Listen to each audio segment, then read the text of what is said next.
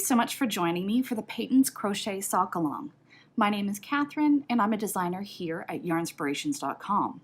Over the next 3 weeks, I will walk you through all of the steps to create this pair of crochet socks. In our first week, we will work our slip-stitched ribbed cuff and then work the leg of the sock in single crochet. In our second week, we'll work our heel flap, which is worked in single crochet and long single crochet. The long single crochet stitch helps reinforce the heel as it's a high wear area. Once we've done our heel flap, we'll pick up our stitches and work the instep of the sock. We'll then continue evenly along the body of the sock, and in our third and final week, we will work toe decreases and sew up this seam here, and you'll have a complete pair of socks. In order to get started, you'll need some supplies. You will need 2 balls of Peyton's Croy Socks yarn. I've chosen to work with brown rose marl here. You will also need a 3¼ millimeter crochet hook, or the size needed to get gauge. You'll need 3 locking or split stitch markers, a yarn needle, and you should also have scissors and a tape measure or ruler handy as well. With that said, we're ready to start. In making these socks, your first step should be to complete a gauge swatch. This will help you avoid disappointment as you're ensuring that your socks will fit as they are intended to in the pattern. For this pattern, we're working with the standard ball band gauge and hook size listed on the label, which is 22 single crochet equaling 4 inches or 10 centimeters on a 3¼ millimeter hook. For my swatch, I'm working over 24 single crochet, and this is simply because I want to have a selvage stitch on each side of my 22 stitches, as the selvage stitches are normally a little bit narrower than body stitches, and I won't have selvage stitches when I'm working in the round. Since single crochet is the predominant stitch in this sock pattern, this is the only stitch that you need to do a gauge swatch for. So as we can see, if I disregard the first and last stitch of the row, I'm pretty much coming in exactly at 4 inches. So that's perfect. I can proceed with my 3¼ millimeter hook. If your swatches come out too large, you will need to reduce your hook size. And conversely, if your swatch is too small, you'll need to increase your hook size. With needles and hooks for sock yarn, it's a very good thing that they're only differentiated about 1/4 millimeter per size, which means you'll be able to get a really custom gauge and fit for these socks. I'm less concerned about the row gauge here. I am pretty well hitting the 24 rows per 4 inches as stated on the ball band, but in this sock pattern, we're working to measurements rather than a certain number of rows. So for the most part, you'll be able to just work the correct number of rows to get to the measurement. So now that I've done my gauge swatch, I've settled on my hook size, I'm ready to go. As I mentioned earlier, the first step in making our socks will be to work this slip stitch ribbing cuff. As you can see, this is a very tidy looking ribbing, and it also has amazing stretch. With that said, it's a little bit more labor intensive than other forms of crochet ribbing, like half double crochet in the 3rd loop or single crochet ribbing, but I think the appearance and the stretch are more than worth the additional investment of time. I'm making the smallest size of socks, so I'm going to start with a chain of 13. If you're making the medium sizing, it's also a chain of 13, or for the large, it's a chain of 15. 1, 2, 3, 4, 5, 6, 7, 8, 9, 10, 11, 12, and 13. So I'm going to start ribbing by working a slip stitch into my second chain from hook. So I'm inserting the hook,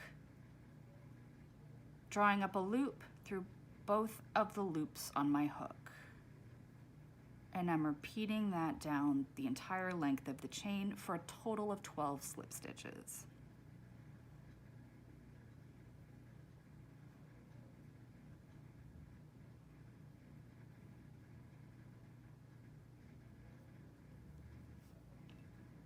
So for this ribbing, I'm just working into one leg of that chain. You don't need to do anything fancy here like work in the back bump. Just simple slip stitches for this first row.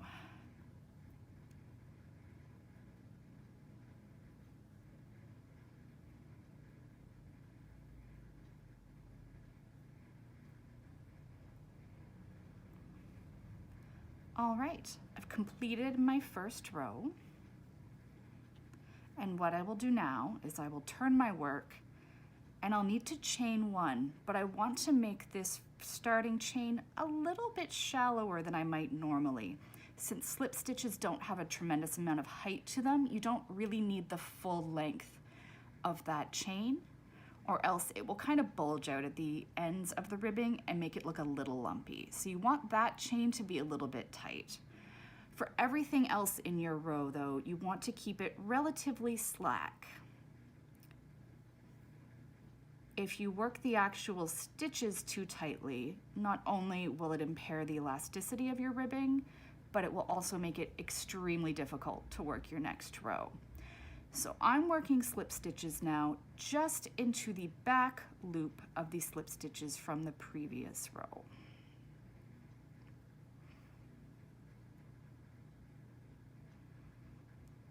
It can be a little bit fussy to get started, simply because it's really difficult to get a good amount of purchase on the fabric to manipulate it when you don't have much to work with.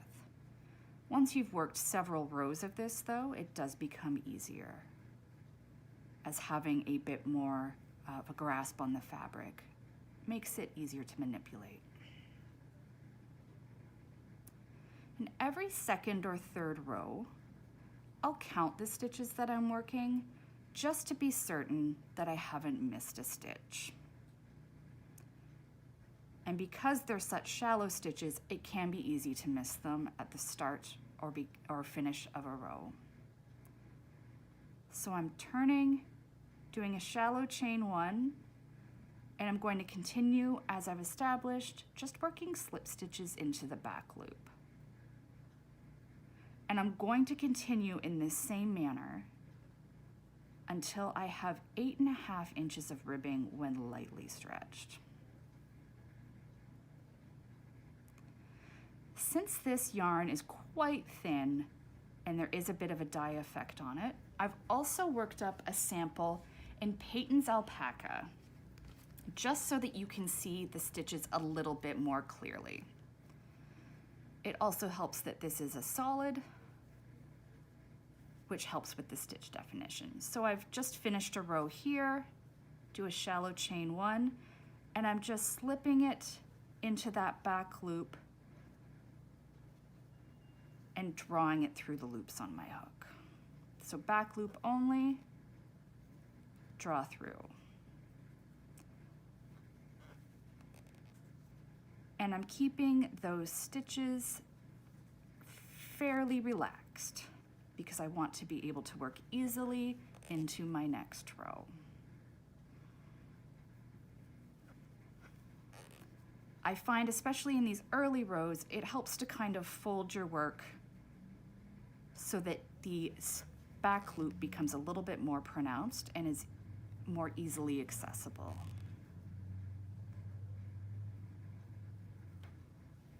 So I will just continue doing that back loop slip stitch until my work measures 8.5 inches when lightly stretched.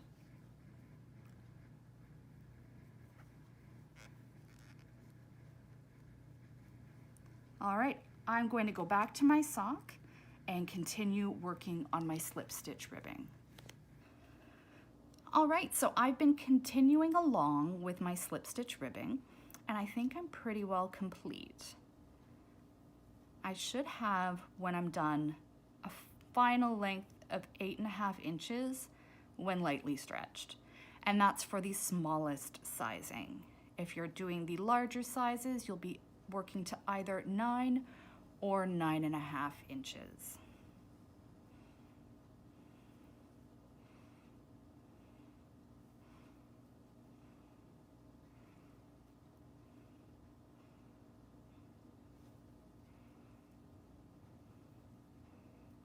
Okay. So there we are. I'll grab my tape measure, remembering that I should have 8.5 inches or 22 centimeters when lightly stretched. And there we go. I'm now finished with this section of my pattern. Before I seam and pick up though, I'm going to place some stitch markers. And I'll begin by folding my work in half. And I'm also being mindful of the edge I'm doing this on as well. So since my working yarn is currently up here at the top, I'll be working that slip stitch seam from the top down. So this will be the edge that I'm picking up my stitches along. So that's where I want my stitch markers to be. So I'm going to place a marker at the halfway fold, open it back up, and then divide my work into quarters. This is going to make it so much easier to pick up stitches evenly around the entire circumference of the leg of the sock. And now that those are placed, I'm going to go ahead and just seam this together with a simple slip stitch. You can seam it together with a needle if you'd like. I just recommend doing a stitch that doesn't create too much unnecessary bulk, which is why I'm using a slip stitch instead of a single crochet for this seam, since this will be flipped to face the inside and you don't want to create too much bulk. So I'm working through both of my loops of my slip stitch and just into the back of the foundation chain from where I started. And I'm just going to slip stitch down this entire length.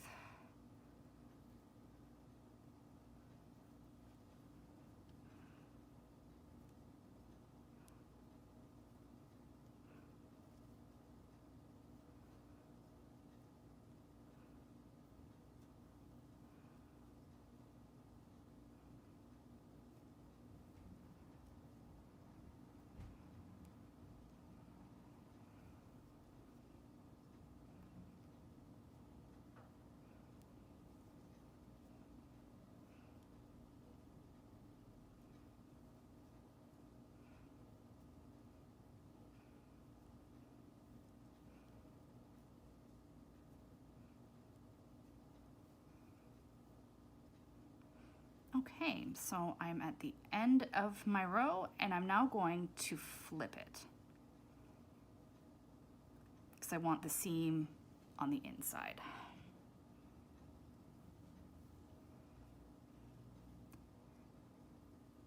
For the smallest size that I'm making, I need to pick up a total of 47 single crochet along this edge. So what I'm going to do, since I've divided it into quarters, I'll pick up 12 in my first, second, and third quarters, and I'll pick up 11 in my final quarter. If I were doing the medium sizing, I would pick up 13 single crochets in each of my first 3 quarters and 12 in my final quarter. And for the very largest size, where I'm going to need to pick up a total of 54 stitches, I will work 14 single crochet in each of the 2 sections and 13 single crochets in each of the last 2 sections. But for this size, as I mentioned, I'll be doing 12, 12, 11. 12, 12, 12, 11. All right. Now to further strategize, I'm also going to count the number of ridges I have here. So I've got 1, 2, 3, 4, 5, 6, 7, 8, 9, 10. Okay, so I want to basically pick up 1 single crochet per ridge in this ribbing with a couple of extras sprinkled in along the way. So now I will work a starting chain 1 here of just a normal height since I'm doing single crochet, and I'm picking up at a ratio of about 1 stitch per 1 ridge.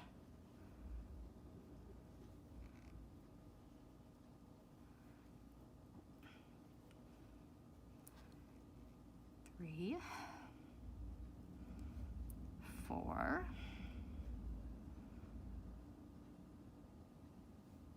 5, 6, 7, 8, 9,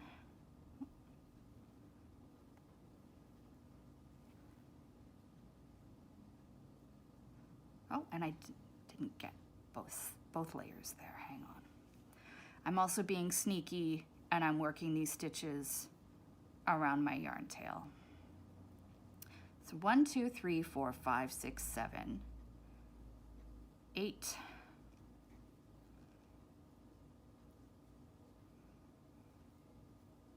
9, 10,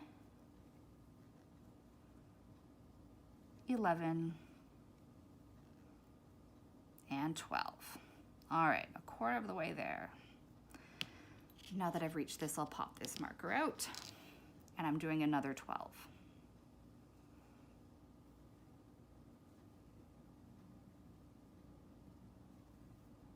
1,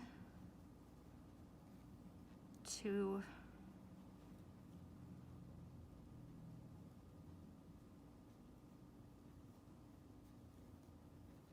3, 4, 5,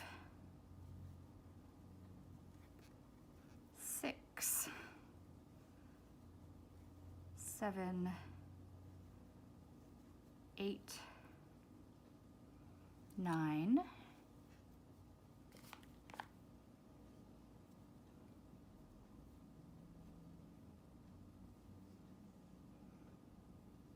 10, 11, and 12, and I'll pop the next marker out halfway there. When I'm picking up these stitches, I'm trying to make sure I'm grabbing a couple of threads. So 1, 2,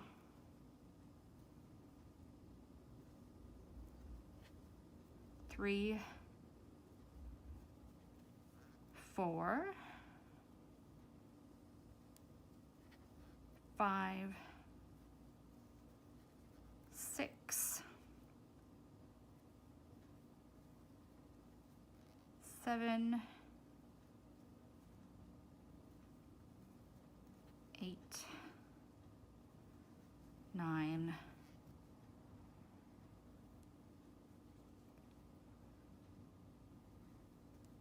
10, 11, and 12. All right, in the home stretch for the leg pickup.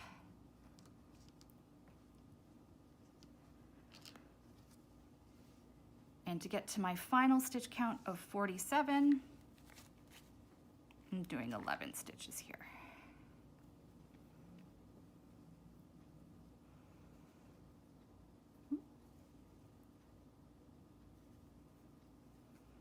One,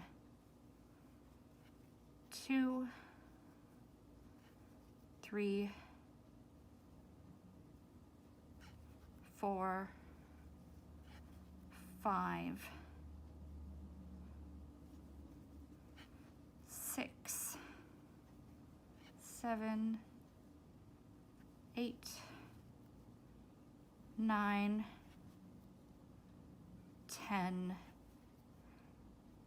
and 11 for a grand total of 47 stitches. Now, as I work the leg, I'm working in a spiral. So I am not joining with a slip stitch here. What I'm going to do is I'm going to just work directly a single crochet into that very first single crochet, and I will place a stitch marker on that. The reason for this is this slip stitch and the chain one at the beginning of the row, or round rather, can create a little bit of a ridge, so you end up with a bumpy line down your sock. Some people don't mind that, but by working in a spiral, we're eliminating that little kind of seam, I guess, that forms where you join your rounds.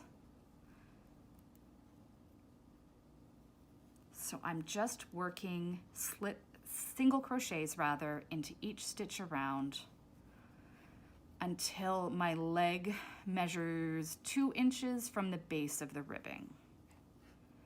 So that for me will be approximately 12 rounds of single crochets that I'm doing for the leg of my sock. You can make your leg longer or shorter. My only advice would be to try it on as you go in order to avoid making the leg too long, simply because crochet fabric is not quite as stretchy as knit fabric. If your leg is too long, it can be a little bit trickier to get the sock on the foot.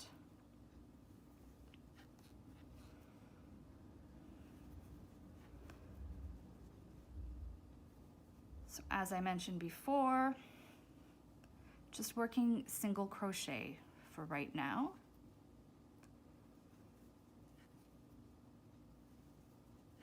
And I'm not joining my rounds with a slip stitch. I'm working it as a spiral.